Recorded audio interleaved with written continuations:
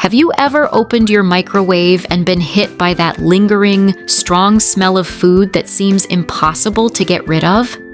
The good news is that today you're going to learn an amazing, quick, and effective way to eliminate any odor from your microwave in just 5 minutes. And the best part? You probably already have everything you need at home. Stick with me until the end, because you'll never have to deal with this problem again. First, let's talk about why the smell sticks around.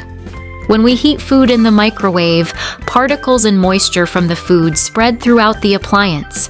This creates a kind of capsule of odors. And here's the interesting part. The secret to solving this lies in the simplest, most natural ingredients: lemon, vinegar, and water. Here's the step-by-step guide. Grab a microwave-safe bowl or container. Add 1 cup of water, the juice of half a lemon, and if you like, toss in the lemon peels too. Then add 2 tablespoons of white vinegar. Place the container in the microwave and heat it for 5 minutes on high power.